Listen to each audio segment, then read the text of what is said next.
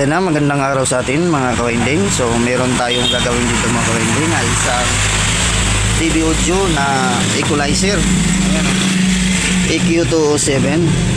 Ayan o, tatak TV audio, professional audio frequency processor, stereo 20 band AC adjustment equalizer. So ayan mga kawinding, ito yung kanyang left channel at saka right channel. Ito ayan o, right channel at left channel. So ito mga kawinding, itong equalizer na ito ay hindi ito ano mga kawinding, so hindi ito pagawa ng customer. So ito ay bininta niya sa akin.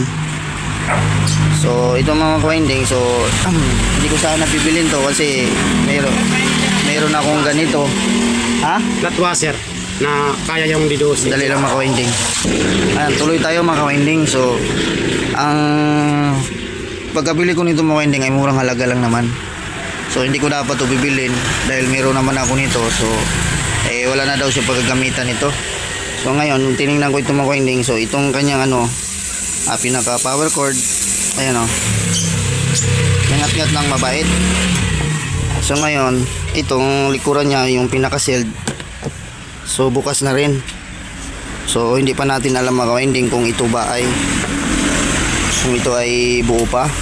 So sana hindi pa siya sira mga kawinding at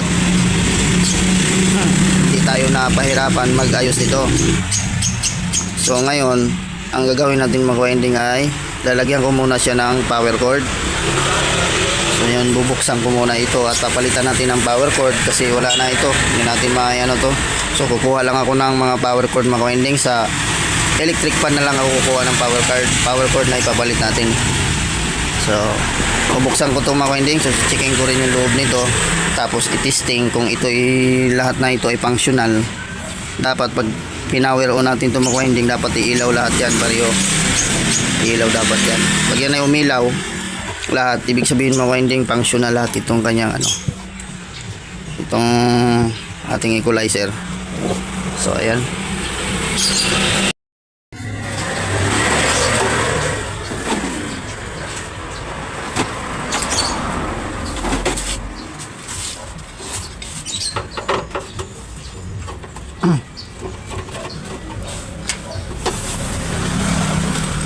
So wala na rin pala ang tornilyo to, dalawang tornilyo na lang kasi ano na nga,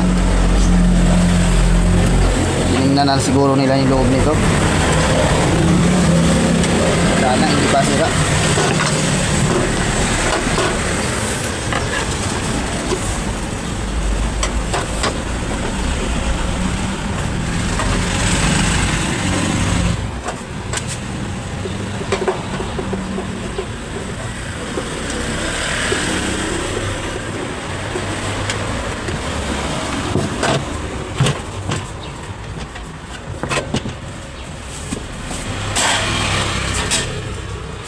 So ayun mga kawinding, nabuksan na natin.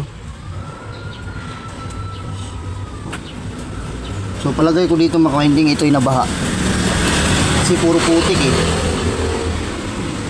ayan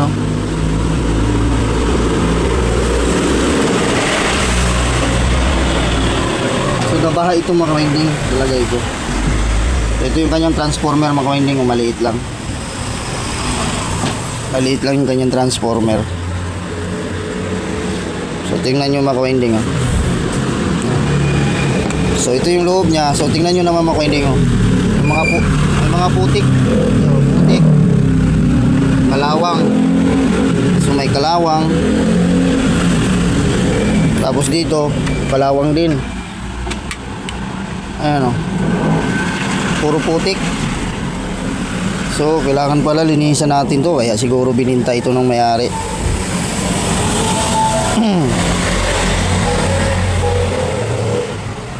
Kasi nabaha na pala ito. So nabaha talaga. Putik siya. Ang mga putik mga kawinding. Ayun pinalawang rin ito. Ito yung kanyang regulator. So may kalawang na yung iba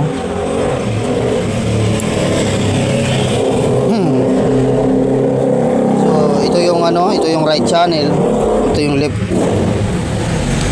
Tapos ito yung pinaka input niya. pinaka audio input na source. So ngayon talagang ano ito mga ka-winding ay puro putik. Maganda dito ay linisan muna. Kailangan pala malinis ko ito, mabrush ko muna ito. So ayun mga ka-winding, so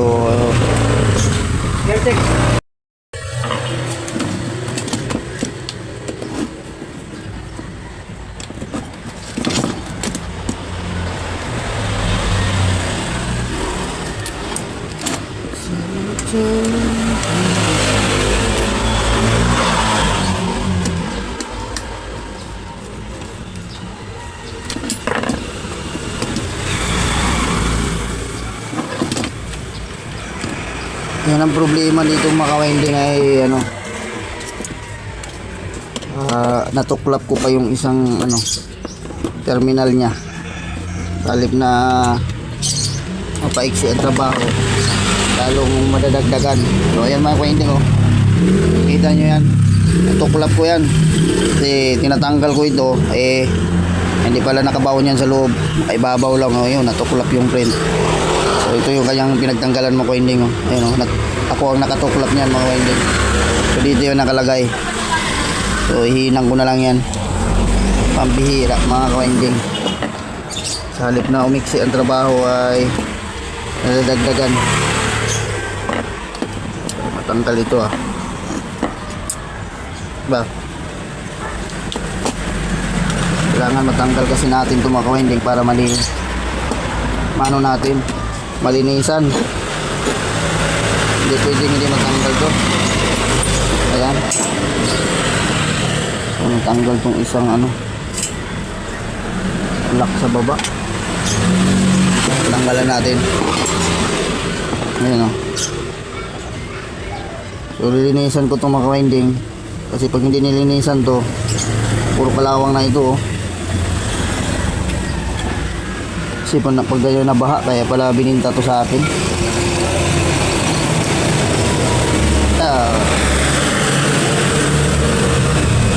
So lalo na ito, yung pinaka-adjustment nya. Isa natin yun. Ito, matuklap ko pa. Ang bihira talaga. So talaga, ganun talaga. Ayun mga ka-winding, ay linisan muna natin yan. Yan mga ka-winding, so nalinis ko na siya. So ginamitan ko lang ng lacquer thinner mga ka-winding. Lalabhan ko sana at sabunin, mas maganda. Kaso lang mga hindi ako umabot pag binilad ko sa init kasi ititesting ko ito. So gagamitin natin to pang New Year. So sana maayos natin mga ka-winding. So ngayon nilagyan mo na ng lacquer thinner yung mga ka-winding. So inalis ko na yung mga kalawang yan. Pero pamalinis na yan siya. So, malinis na yan mga ka-winding. Gamit ko lang ng brush. So ito, lalagyan ko lang ito ng ano. So itong pinaka input nya kasi ito ay kinalawang. So inalis ko na yung kalawang na ito. So lagyan ko lang ng langis. Ayan. Ayan. Kasi itong langis kong ginagamit mga ka-winding ay mainit. Mainit yun. Tapos itong kanyang pinaka board, tapos itong mga IC nya dito. So lagyan natin ng ano yan, langis, para hindi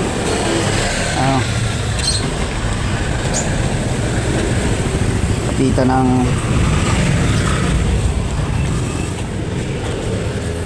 alikabok. Ayan. Magtataka kayo bakit nilalagyan ko ng langis yan. Sabihin nyo na naman baka masira. So hindi yan masisira mga ka-winding. Tested ko na yan mga ka-winding. Maganda pa, kikinta pa yung board mo dito. Para ka na rin nag-electrical varnish pag may konting langis yan. Tested ko na ito mga winding. Nasa inyo naman kung gayahin nyo yung paglalagay ko ng langis. Ito para ka nang nag-varnish.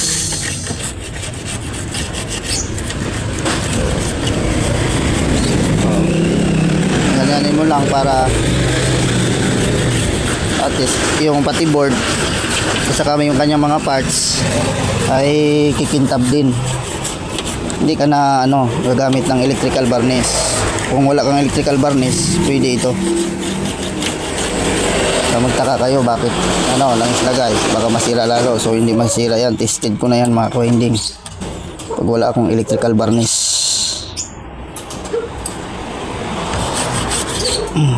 Mas maganda ito kaysa spray paint ang gagamitin mo. Pag spray paint kasi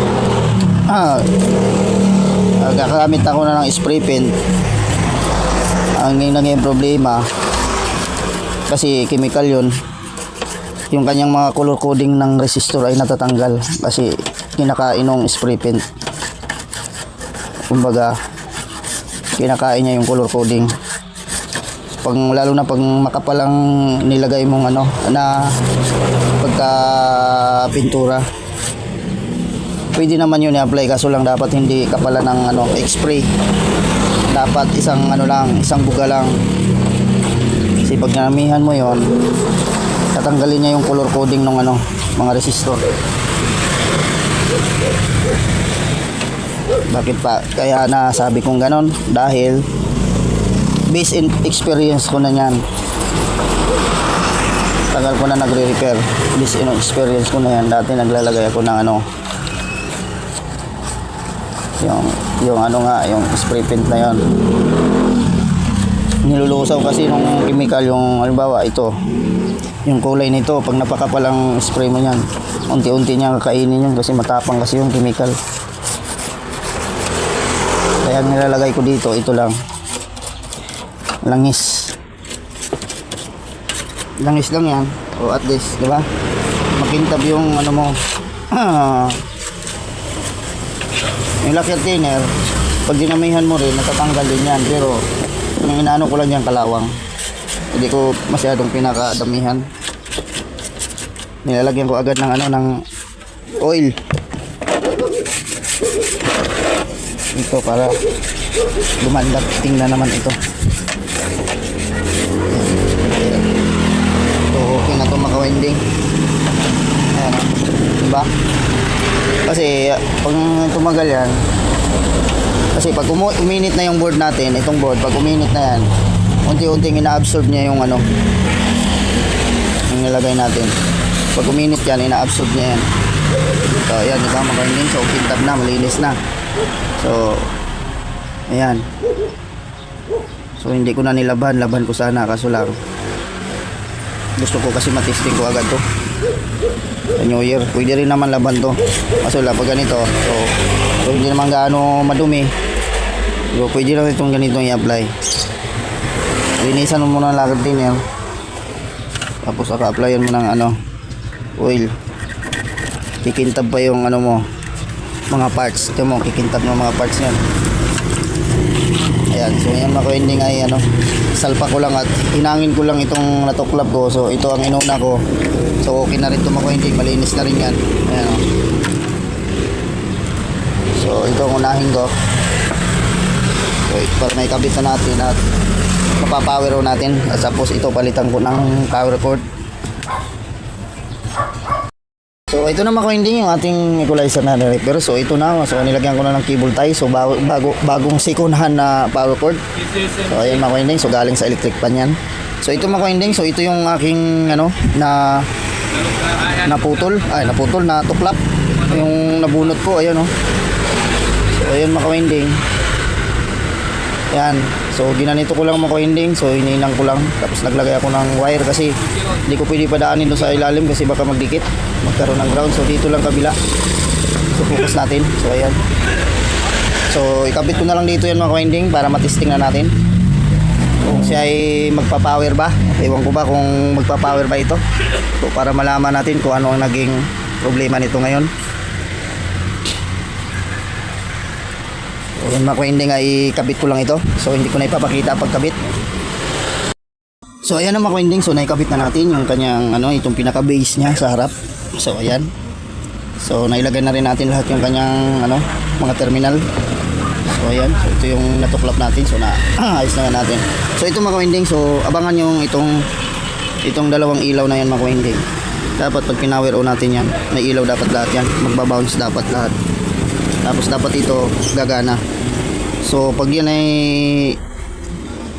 nagka-power mga winding at gumana ito,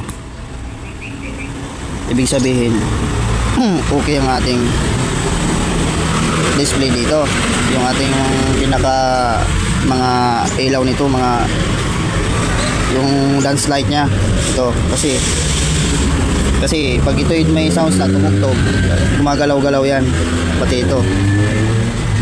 So sana walang problema dito, para pag ito tinisting na natin, dapat gumagana lahat yan. Tapos ito mga winding ay so isasaksak na natin. So abangan natin mga winding.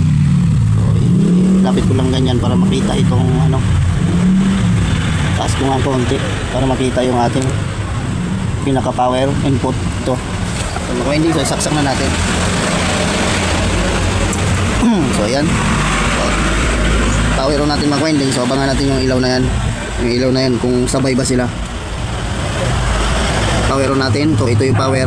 So pindutin natin. Ayun, umilaw lahat. So umilaw lahat itong mga winding kabilaan. Tapos ito dito sa kanyang adjustment, so dapat mayroong ilaw lahat to kaso ilang piraso lang. Dito sa kabila 3, tapos dito 2, kasi dapat ito pag tumunog ito. So hindi lang natin alam mga winding, kasi o baka ito lang design nya, kasi minsan dapat pag may tugtog na, lumalakad yan yung ilaw na kulay pula na yan, kita nyo yan ito 3 lang, ito 2. So hindi pa natin maalaman mga winding at wala pa tayong amplifier. Kailangan matesting natin sa amplifier yan, kasi hindi dapat ko ito bibilhin mga winding, kasi meron naman akong ng mixer. Sandali lang mga winding, may customer tayo. So ayan, tuloy tayo mga winding. So sana ba tayo? So ito mga winding, so hindi ko dapat ito bibilhin doon sa nagbinta sa akin kasi amplifier at mixer at saka kahit 2 amplifier pwede na yon. So lang kasi meron naman ako nito So ngayon ang mangyari natin dito ay gagawin ko na lang dito ay ibibenta ko na lang siguro, pero ititesting ko muna bago ko siya ibenta. Itesting ko muna doon sa amplifier kung siya ay working ba siya lahat, pati itong kanya kasi dapat dito importante, pag nag-input tayo dito dapat gagana yan, kasi ito ay nabaha so kaya hindi pa natin malaman kung ito ay functional yung kanyang pinaka audio output nito ng equalizer na ito. Pero palagay ko hindi naman na siguro sira ito, so hindi naman siguro, hindi na ako lugi dito sa pagbili ng sa halagang 200 dun sa may-ari, kasi yan naman ang offer niya sa akin at 200. So hindi na ako nagdadalawang isip, binayaran ko na yan sa kanya. So ngayon nilinis lang natin yan mga winding. Ayan so naka-power pa naman yan, so malinis na siya yan baka makintab na yan, malinis na pati yung harapan natin. So ngayon ipa-final testing ko na yan mga winding pag pag nadala ko na ito sa bahay, para masubukan yung nito, yung kanyang pinaka mixing audio nito. So ayan mga winding, so hanggang dito na lang tayo ang ating video. So at least okay na itong ating equalizer na ni-repair natin at ni-restore at nilinis. So ayan, so inaalis natin yung mga kalawang. So ayan, so okay na ito siguro mga winding, at napagana naman namin at nagka-power na. So ayan, so hanggang dito na lang mga winding. So bye bye na po, at God bless all po sa ating mga winding, at Merry Christmas po sa ating lahat mga winding, and Happy New Year.